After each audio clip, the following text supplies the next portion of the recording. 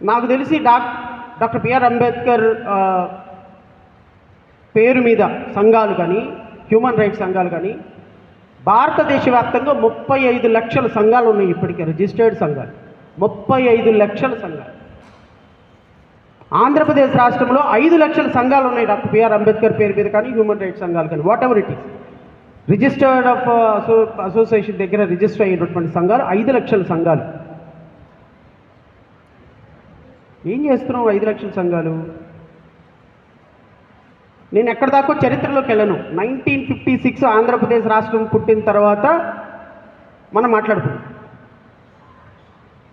Past నుంచి previous కొద్దు, previous నుంచి present కొద్దు, present నుంచి ప్రీవియస్కి వెళ్దాం. 2019లో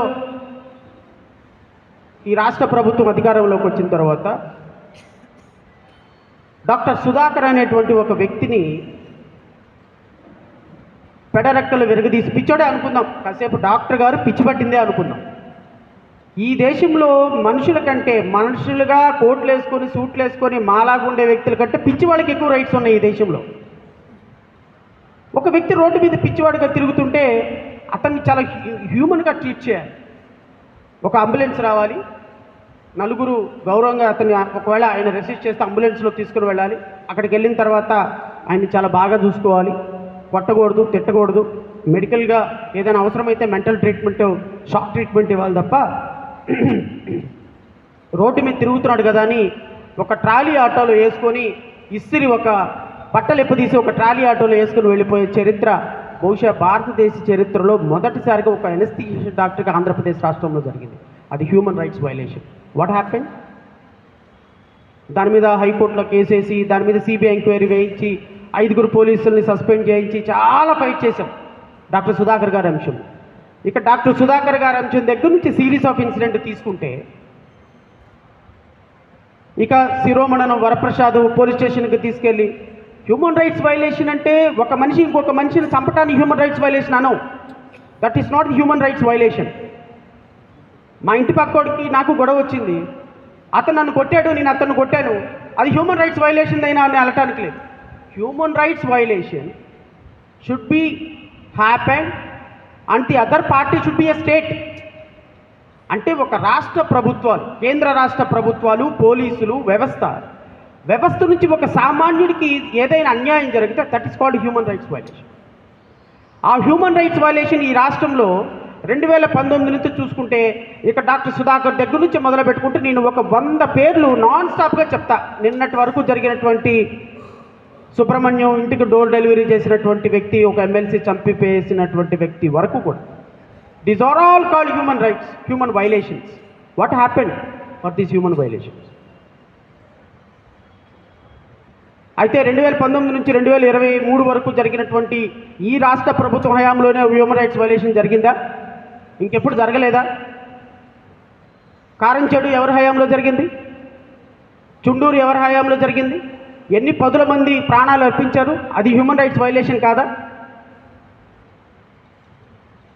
ఆ ప్రభుత్వాల్లో హ్యూమన్ రైట్స్ వైలేషన్ జరగలేదా? కొన్ని వందల మంది ఇంతకుముందు 1956 నుంచి 2023 వరకు పరిపాలించినటువంటి 3 పార్టీల హయాంలో హ్యూమన్ రైట్స్ వైలేషన్స్ కొన్ని వందల మంది అసూలు బాయలేదా? ఎవ్రీ డే భారతదేశంలో, ఎవ్రీడే మన ఆంధ్రప్రదేశ్ రాష్ట్రంలో, ఐఎమ్ సారీ, ఎవ్రీడే 3 దళితులు హత్య చేయబడుతున్నారు. ఎవ్రీడే. అంటే దళితులని నేను ఎందుకు స్పెసిఫై చేస్తున్నాను అంటే, నార్మల్గా జరిగేటువంటి వాటిని నోటిఫై చేయటంలా రాష్ట్ర ప్రభుత్వాలు. అందుకని నేను అథెంటికేటెడ్గా చెప్పలేకపోతున్నాను. Only statistical reports, crime records bureau of India దగ్గర నుంచి తీసుకున్న రికార్డ్స్ ప్రకారం ఎవ్రీ డే ఒక 3 చనిపోతున్నారు, 7 హింసించబడుతున్నారు. ఇంకా అదర్ దాన్ దట్టు బడుగు బలహీన వర్గాల నుంచి తీస్తే కొన్ని 10ల సంఖ్యలో ఉండొచ్చేమో వాళ్ళు. మరి వీటన్నిటికీ కారణం ఎవరు? రాష్ట్ర ప్రభుత్వాలు కదా. హ్యూమన్ రైట్స్ వైలేట్ చేసేది రాష్ట్ర ప్రభుత్వాలు కదా. ఈ ప్రభుత్వం చేస్తుంది, గత ప్రభుత్వం చేసింది, రాబోయే ప్రభుత్వం చేస్తుంది. 1956 నుంచి 1947 నుంచి లేకపోతే 1951 నుంచి ఏర్పడిన ప్రతి ప్రభుత్వం హ్యూమన్ రైట్స్ వైలేట్ చేస్తుంది. హ్యూమన్ రైట్స్ వైలేషన్లో అసువులు బాసేది ఎవరు అంటే డబ్బు లేని వాళ్ళు, అధికార పార్టీకి దూరంగా ఉండేవాళ్ళు, వెనకాల అండదండలు లేని వాళ్ళు, ల్యాండ్ లేని వాళ్ళు, భుక్తి లేని వాళ్ళు, బడుగు బలహీన వర్గాలు. కాబట్టే హ్యూమన్ రైట్స్ వైలేషన్ జరిగినప్పటికీ కూడా వాటిని ఎదుర్కొనడానికి ఈ రాష్ట్రంలో, ఈ దేశంలో ఒక వ్యవస్థ లేకుండా పోయింది. బికాస్ ఆఫ్ దట్ ఎవ్రీడే వందల ఇన్సిడెంట్స్ పెరిగిపోతూ ఉన్నాయి. దానికి నాలాంటి వ్యక్తులు ఎవరైనా మాట్లాడితే, ఇప్పుడు ఇంతకుముందు సుప్రీంకోర్టు అడ్వకేట్ గారు చెప్పారు మీడియా సపోర్ట్ కావాలి అని. 100 కోట్ల రూపాయలు పెట్టుకొని మీడియా పెట్టుకొని ఎవరి డబ్బా కొట్టడానికి మీడియా పెడతారు? మీ డబ్బా కొట్టడానికి మీడియా పెట్టుకోరు. వాళ్ళ డబ్బా వాళ్ళు కొట్టుకోవడానికి మీడియా పెట్టుకుంటారు. అంతేగాని 100 కోట్ల రూపాయల ఛానల్ పెట్టి సమాజం గురించి మాట్లాడే వ్యవస్థ ఉందా ఇప్పట్లో? నో. మీడియాకి కొన్ని ఎజెండాలు ఉంటాయి, మనకి కూడా కొన్ని ఎజెండాలు ఉండాలి. ఆ మీడియా ఎజెండాని మన ఎజెండాగా మార్చుకొని మన రిప్రజెంటేషన్ని మీడియాలో వాయిస్ వినిపించగలగటమే రాజకీయం. నేను ఈ 4 సంవత్సరాలు 9 నెలలు మీడియాలో అదే చేశాను. ఏ సందర్భంలో అయినా సరే మీడియాలో నాకు అవకాశం దొరికిన ప్రతి క్షణం బడుగు బలహీన వర్గాలు, ప్రజాస్వామ్య సమస్యలు, రాష్ట్ర ప్రభుత్వం మీద చేసేటువంటి దుర్మార్గ కాండలు నేను ప్రశ్నించడానికి మీడియాని నేను ఒక ఇన్స్ట్రుమెంటల్గా వాడుకున్నా. అందుకోసమని ఈరోజు రాష్ట్రంలో కొన్ని వేల, ఆంధ్రప్రదేశ్ అత్యున్నత న్యాయస్థానంలో 1956 తర్వాత 3000 పైబడి కేసులు వేసినటువంటి మొదటి అడ్వకేట్ శ్రవణ్ కుమార్గా ఈరోజు ఆంధ్రప్రదేశ్ అత్యున్నత న్యాయస్థానంలో నేను ఒక పేరు సంపాదించాను. 45 మంది స్టాఫ్ని పెట్టి 25 మంది జూనియర్ అడ్వకేట్లను పెట్టి ఈరోజు రాష్ట్ర అత్యున్నత న్యాయస్థానంలో రోజుకి 40 నుంచి 60 కేసులు నా ఒక్కడి కేసులే లిస్ట్ అయ్యే విధంగా ఈరోజు ఆంధ్రప్రదేశ్ రాష్ట్రంలో లీగల్ లిటిగేషన్ మొత్తాన్ని క్యాప్చర్ చేయగలిగిన ఒకే ఒక అడ్వకేటు జడా శ్రవణ్ కుమార్. అది కూడా దళిత అడ్వకేట్గా నేను ఉన్నందుకు I'm very proud of my self. ఇది కారణం ఏదో ఒక సందర్భంలో వచ్చింది కాదు, కొన్ని వందల వేల హ్యూమన్ రైట్స్ వైలేషన్. ఎందుకంటే హైకోర్టులో ప్రతి కేసు కూడా హ్యూమన్ రైట్స్ వైలేషన్. ఎందుకంటే హైకోర్టులో వేసే ప్రతి కేసు కూడా రాష్ట్ర ప్రభుత్వానికి వ్యతిరేకంగా ఉంటుంది కాబట్టి. అయితే ఆ 2 ఛానల్స్లో మాట్లాడుతున్నాను కాబట్టి శ్రవణ్ కుమారు టీడీపీకి అమ్ముడిపోయినాడు. చాలామందికి ఇదే ఒపీనియన్ ఇక్కడ. అంటే ఈ దేశంలో ఉంటే ఆ గట్టును ఉండాలి, లేదా టీ గట్టును ఉండాలి. మనకంటూ ఒక గట్టు ఉండాలి అని ప్రయత్నం చేయకూడదు. ప్రయత్నం చేస్తే మన మీద మసి పూసేది మనవాళ్లే, వేరే ఎవ్వరు చేయటానికి సాహసించరు. ఆ ఛానల్లో మాట్లాడుతున్నారు కాబట్టి శ్రవణ్ కుమార్ టీడీపీ ఏజెంట్. ఇప్పుడు వ్యక్తిగతంగా బయటకు వచ్చి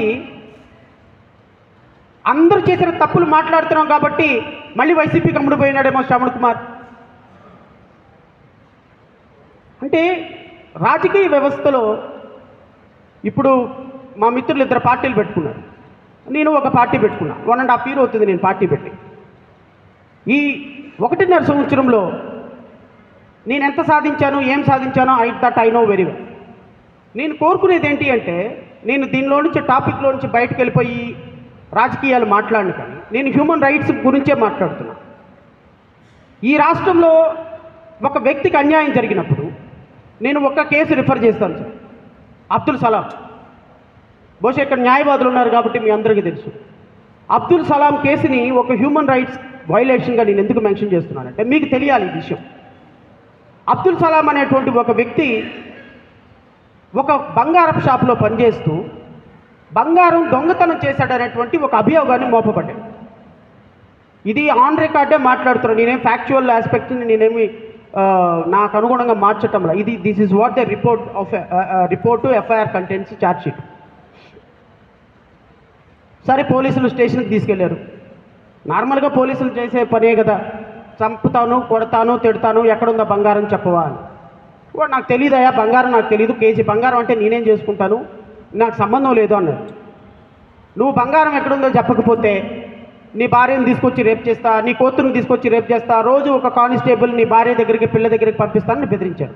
ఇలాగే ఉంటాయి పోలీసుల బెదిరింపులు, అదేం పెద్ద కొత్త విషయం ఏం కాదు.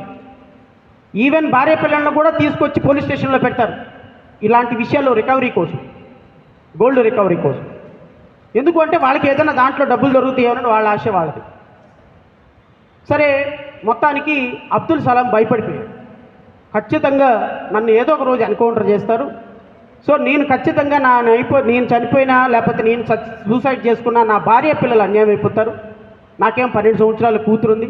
గబక్కన ఈ పిల్లలిద్దరిని తీసుకెళ్ళి ఏం చేస్తాడేమోనని సిఐ గారు, కానిస్టేబుల్, ఎస్ఐ దెబ్బకి భయపడిపోయి పాపం ఒక వీక్ మూమెంట్లో నేను చచ్చిపోవటమే కాదు నా పిల్లల్ని కూడా చంపేయాలని ఒక డెసిషన్ తీసుకొని 4 పిల్లల్ని, 2 పిల్లల్ని పట్టుకొని షాపింగ్కి వెళ్దాం రండి అని బయటకు వెళ్ళి భార్యని కన్విన్స్ చేసి ఇక మనం చచ్చిపోదామని డిసైడ్ అయిపోయి 4 కలిసి ఎక్కడికి వెళ్దాం అనుకున్న రైల్వే ట్రాక్ దగ్గరికి వెళ్ళిపోయారు. రైల్వే ట్రాక్ దగ్గరికి వెళ్ళిపోయేటప్పటికి పిల్లలు కదా భయపడిపోతున్నారు. రైల్వే ట్రాక్ దగ్గర నుంచినప్పటికి పిల్లలు పారిపోతున్నారు రైల్వే ట్రాక్ని తల్లిదండ్రులను వదిలేసి. సో వాట్ హ్యాపెండ్, ఇది సెల్ఫీ వీడియోలో ఉందండి. పడిపోతుంటే సెల్ఫీ వీడియో తీశారు. పలానా సిఐ కారణంగా, ఎస్ఐ కారణంగా, కానిస్టేబుల్ కారణంగా మేము చచ్చిపోతున్నాము, మమ్మల్ని ఇట్లా వేధించాడు, నా భార్య నా పిల్లల్ని కానిస్టేబుల్ పంపిస్తాడని వేధించాడు అని చెప్పేసి సెల్ఫీ వీడియో తీసుకుని దాన్ని సోషల్ మీడియాలో పోస్ట్ చేశారు. రైలు చూడగానే పిల్లలు పరిగెడుతుంటే ఆ పిల్లలిద్దరు మళ్ళీ ఎక్కడ పారిపోతారో అని గట్టిగా వాళ్ళిద్దరు పిల్లల్ని కౌగులించుకొని రైలు కింద పడి 4 చచ్చిపోయారు. 4 చచ్చిపోయారు రైలు కింద పడి. ఈ కేసు సిబిఐ ఎంక్వైరీ కోసం నేనే ఆర్గ్యూ చేశాను కాబట్టి నాకు అన్నీ తెలుసు ఈ కేసులో. సరే, సెల్ఫీ వీడియో బేస్ చేసుకొని పోలీస్ మేమంతా గొడవ చేసేటప్పటికి, ముస్లిం సంఘాలంతా గొడవ చేసేటప్పటికి పోలీస్ స్టేషన్లో ఎఫ్ఐఆర్ కట్టారు సిఐ మీద, ఎస్ఐ మీద, కానిస్టేబుల్ మీద, సిఐ మీద ఎఫ్ఐఆర్ కట్టారు. ఎఫ్ఐఆర్ కట్టేటప్పుడు ఇంటెన్షనల్గా ఏం చేశారు, ఈ సెల్ఫీ వీడియో దాంట్లో ఇంక్లూడ్ చేయకుండా రిమాండ్ రిపోర్ట్ పెట్టేశారు. జడ్జి గారి దగ్గరికి వెళ్ళగానే ఏమైపోయింది, ఎవరో రైలు కింద పడి చనిపోయినారంటమ్మా, దానికి సిఐ రెస్పాన్సిబుల్ అంటే అదేంటి, ఎఫ్ఐఆర్ కడితే నార్మల్గా ఎక్యూజ్డ్ని కోర్టుకు స్టేషన్కి పిలిచి అడుగుతారు, అడిగినంత మాత్రం నాకు ఎక్యూజ్డ్ చనిపోతే అతను మరణానికి ఇతను కారణమని 306 ఎట్లా అట్రాక్ట్ అవుతుంది, కాబట్టి 306 నేను అట్రాక్ట్ చేయను, కానీ ఒక చిన్న సెక్షన్ కింద ఆమె ఎఫ్ఐఆర్ తీసుకుంటారని ఆ రోజే ఆ క్షణమే ఆమెకు బెయిల్ ఇచ్చేసి వదిలేశారు. ఇది ఎవరు చేశారు ఈ పని, పోలీసులు చేశారు. ఎందుకు, వాళ్ళ సిఐ గారు, మినిస్టర్ గారు చెప్తారు, డిప్యూటీ సీఎం గారు చెప్తారు. సో కాబట్టి పోలీసులు ఇంటెన్షనల్గా రిమాండ్ రిపోర్ట్ పెట్టేటప్పుడు ఆ సెల్ఫీ వీడియోని దాంట్లో ఇంక్లూడ్ చేయకుండా రిమాండ్ రిపోర్ట్ వేగ్గా వేసిన కారణంగా మెజిస్ట్రేట్ అదే రోజు సాయంత్రానికి బెయిల్ ఇచ్చేసింది. అదే గనక ముఖ్యమంత్రిగా ఒక ముస్లిం ఉంటే, ముఖ్యమంత్రిగా ఒక శ్రవణ్ కుమార్ ఉంటే, ముఖ్యమంత్రిగా మా కూర్చున్నటువంటి సోదరుడు ఉంటే ఆ సిఐకి కనీసం 60 రోజుల పాటు రిమాండ్ విధించి శిక్ష విధించగలిగేవాళ్ళు. This is what, because of you are not voting people. ఎందుకంటే మేమేదో మంచోళ్ళము కాబట్టి అప్రిసియేషన్ పొందాలని కూడా కాదు, ఫర్ యువర్ కైండ్ ఇన్ఫర్మేషన్. ఈ కమ్యూనిటీలో వాళ్ళకి కనుక మనము రిప్రజెంటేటివ్గా ఉండి చేయకపోతే రేపొద్దున వీళ్ళు మనకు ఓట్ వేయరు అనేటువంటి స్వార్థం అక్కడ కూడా ఉంటుంది. మీరందరూ అనుకుంటున్నారు జగన్మోహన్ రెడ్డికి నా ఎస్సీలు, నా బీసీలు, నా ముస్లిమ్స్ అని జగన్మోహన్ రెడ్డి అంటున్నాడు. చంద్రబాబు నాయుడు అద్భుతంగా నేను పరిపాలిస్తాను, ఇంకోసారి నాకు అవకాశం ఇవ్వండి అంటున్నారు. కాబట్టి వీళ్ళిద్దరికీ ఎవరో ఒకరికి ఓటేస్తాం. ఎందుకంటే పెన్న మీద నుంచి పొయ్యిలో పట్టడం, పొయ్యిలో నుంచి పెన్న మీద పట్టమే కదా మనకు నేర్పించింది, అదే కదా వ్యవస్థ. 2014 నుంచి 2019 వరకు ఈ రాష్ట్రాన్ని పరిపాలించిన చంద్రబాబు నాయుడు గారికి ఇదిగో నేను ఈ పని చేశాను కాబట్టి నాకు మళ్ళీ ఓటేయండి అనేది హక్కు, అవకాశం ఒక్కటైనా ఉన్నదా? నేను 2014 నుంచి ఇప్పుడు నేను ముఖ్యమంత్రి నవలా, ఎమ్మెల్యే నవలా, నేను అడుగుతా ఏమని, నాకు ఒక్క అవకాశం ఇవ్వండి, నేను నా పరిపాలన చూడండి అని. లేకపోతే ఇక్కడ కూర్చున్న చాలామంది అడుగుతారు అవకాశం ఇవ్వండి అని. కానీ ఈ రాష్ట్రాన్ని 14 సంవత్సరాలు ముఖ్యమంత్రిగా పరిపాలించి ఇదిగో నేను ఈ ఒక్కటి చేశానని చెప్పలేని చంద్రబాబు నాయుడికి అక్కడ అర్హత ఉంది. ఈ 5 సంవత్సరాలు సర్వనాశనం చేసిన జగన్మోహన్ రెడ్డికి అక్కడ అర్హత ఉంది. ఈ అడిగేటువంటి అర్హత నాకు కానీ కొత్తగా వచ్చే వాళ్ళకి కానీ మీరు అవకాశం ఇవ్వాలి అని అడిగేటువంటి అర్హత వీళ్ళకి తప్ప ఈ రాష్ట్రంలోకి ఎవరికి ఉన్నది అని మనం ఆలోచించుకోవాలి. ఎందుకో తెలుసా, for the protection of human rights. Human rights అంటే ఏదో 4 మీటింగులు పెట్టుకొని 4 మెసేజ్లు పెట్టుకొని వెళ్ళిపోవటం కాదు హ్యూమన్ రైట్స్ అంటే. మన మనసుల్లో నుంచి. నేను ఇక్కడ కూర్చున్న చాలామందిని అడుగుతున్నా, అందరిని అడుగుతున్నా, నెల్లూరు సిటీలో నాకు తెలిసి కొన్ని వేల మంది పోలీసులు ఉన్నారు, కొన్ని 10 పోలీస్ స్టేషన్స్ ఉన్నాయి. 12 సంవత్సరాలు దాటిన తర్వాత ఒక పాపని, లేకపోతే 10 సంవత్సరాలే వేసుకుందాం, 10 సంవత్సరాలు దాటిన ఒక పాపని, మీ పాపని 8 గంటల తర్వాత, ఈవినింగ్ 8 గంటల తర్వాత పక్కనే ఉన్న మెడికల్ స్టోర్కి వెళ్ళి, అమ్మ కడుపులో నొప్పి ఉంది, ఒక చిన్న ట్యాబ్లెట్ తీసుకురా అని సింగిల్గా ఒంటరిగా పంపించగలిగినటువంటి సాహసం చేసేటువంటి తల్లిదండ్రులు ఎవరైనా ఉన్నారో చేయొద్దండి.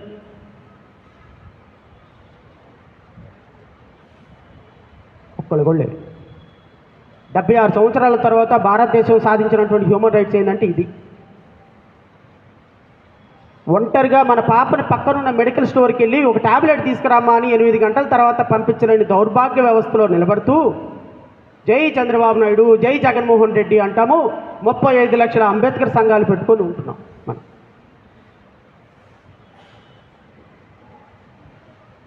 ప్రవీణ్ కుమార్కి 45,000 మంది ఓటేశారు.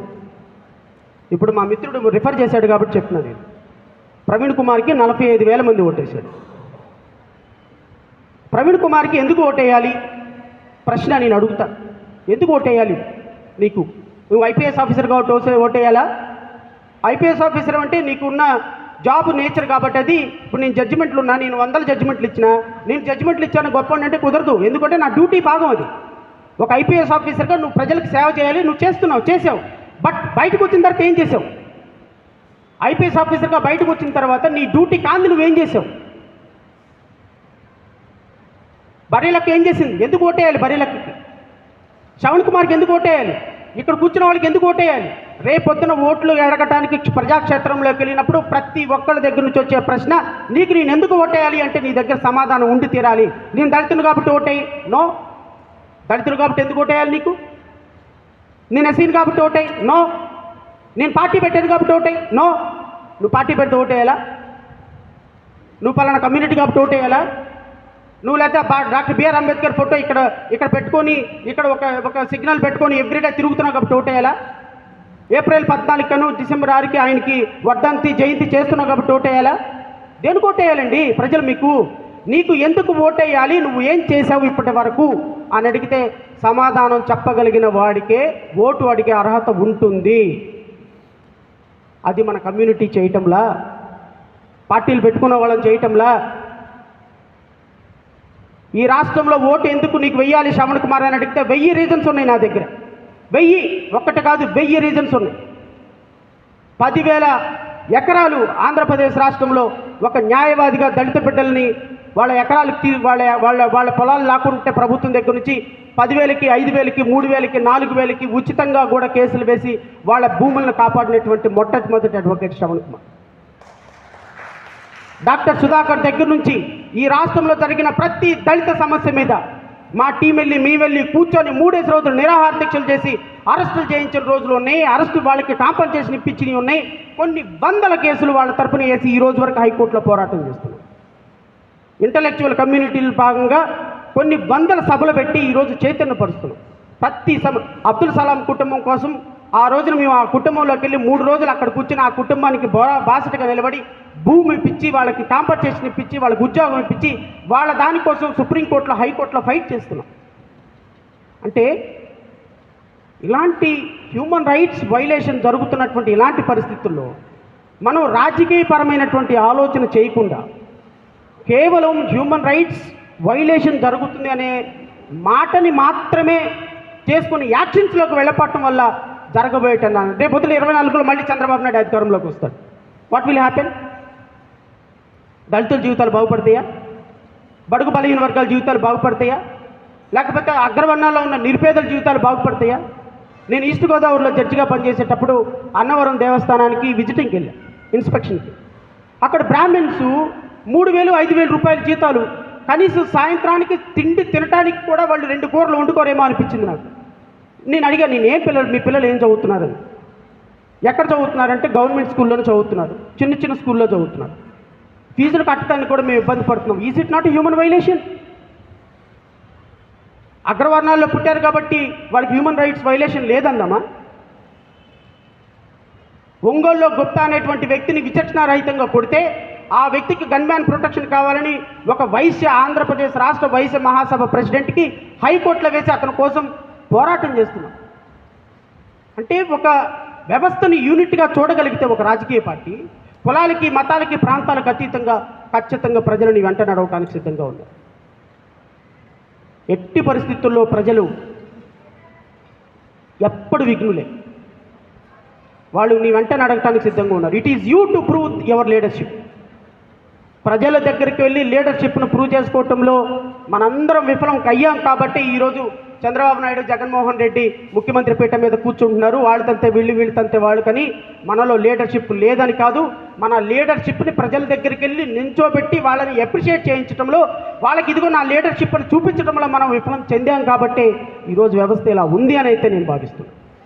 ప్రాబబ్లీ నాతో విభేదించే వాళ్ళు ఉంటే ఉండొచ్చేమో, బట్ నేనైతే మిమ్మల్ని చివరిగా కోరేది ఒకటే, 35 లక్షల సంఘాలు కాదు, ఇంకొక 40 లక్షల సంఘాలు ఈ రాష్ట్రంలో, ఈ దేశంలో వచ్చినా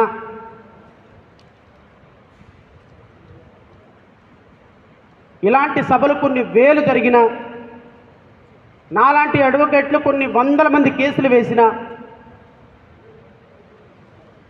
అధికారంలో ఉన్నటువంటి వ్యక్తి డాక్టర్ బిఆర్ అంబేద్కర్ భావజాలంతో నడవకపోతే ఆ రాష్ట్రంలో హ్యూమన్ రైట్స్ వైలేషన్ నిరంతరంగా కొనసాగుతూనే ఉంటాయి.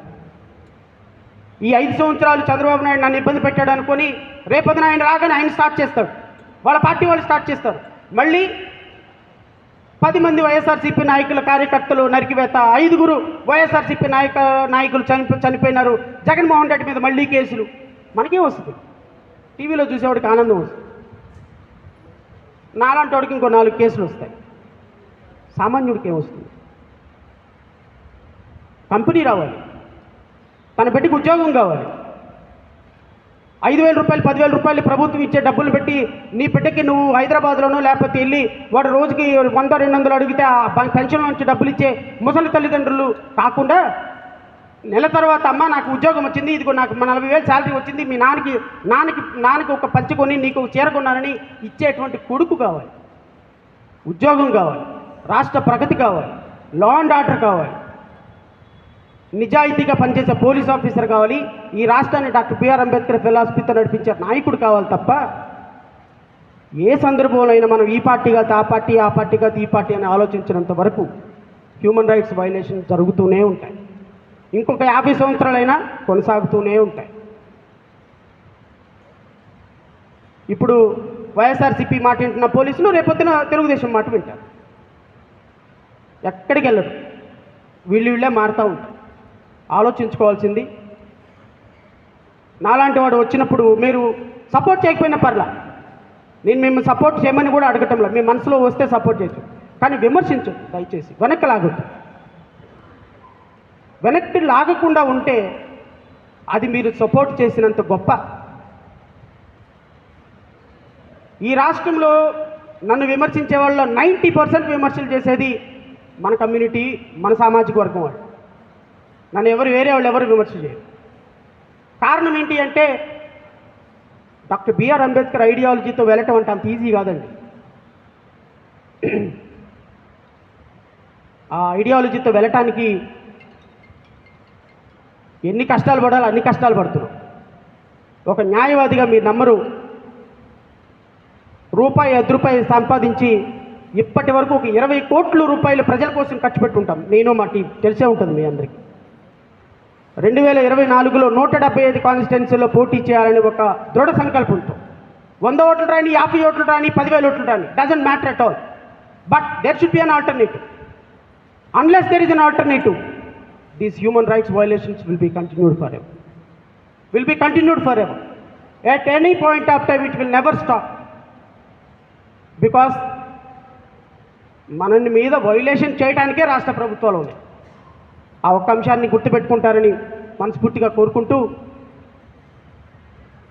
పొద్దున్నే రావాల్సిన నేను కొంచెం కేసుల కారణంగా డిలే అయింది. సో కేసులు అన్నీ ఎంటర్ చేసి అందరికీ పంపించుకొని వచ్చేటప్పటికి, సో నా డిలేకి అన్నిదా భావించకుండా మన్నిస్తారని కోరుకుంటూ, నాకు ఈ మీటింగ్కి పిలిచి నన్ను నా భావాలను కూడా కొంచెం మాట్లాడమని, మీతో షేర్ చేసుకోమని నాకు అవకాశం ఇచ్చినటువంటి ఈ కమిటీ వారందరికీ హృదయపూర్వకంగా కృతజ్ఞతలు తెలియజేసుకుంటూ, రాబోయే ఎన్నికల రణక్షేత్రంలో మీ అందరి సహకారాన్ని నేను కోరుకుంటూ మీ దగ్గర నుంచి సెలవు తీసుకుంటున్నా. జై హింద్.